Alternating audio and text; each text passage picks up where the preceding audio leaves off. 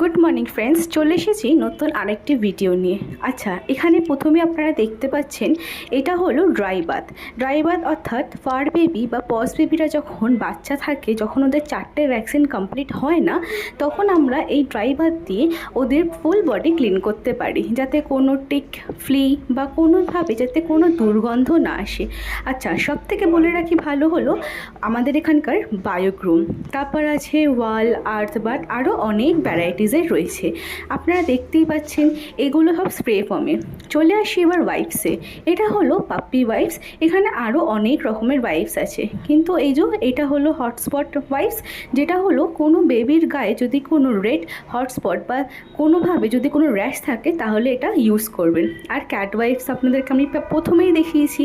আচ্ছা, আরও অনেক রকমের ওয়াইপস আছে। এগুলো কিন্তু অ্যালকোহল ফ্রি ওয়াইপস।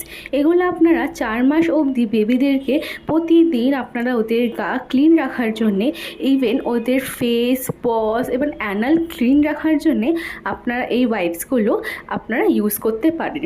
এগুলোতে কিন্তু কোনো সাইড এফেক্ট নেই, উপরন্তু এদের জন্যে এটা সত্যিই খুব ভালো।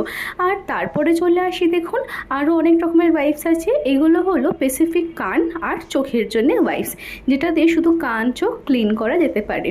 আচ্ছা, বলে রাখি এগুলো শুধু বাচ্চা অবধিও নয়, আপনারা কিন্তু এগুলো বড় হওয়া অবধিও কিন্তু এদেরকে ইউজ করতে পারেন। সব সময় তো ওদের বাথিং করানো সম্ভব নয়, তখন আপনারা এই ওয়াইপস দিয়ে ওদেরকে ভালোভাবে ক্লিন রেখে দেবেন। আচ্ছা, এগুলো হলো হার্নেস। বলে রাখি হার্নেস পরানোর জন্য উপযুক্ত বয়স হলো 6 মাসের পর।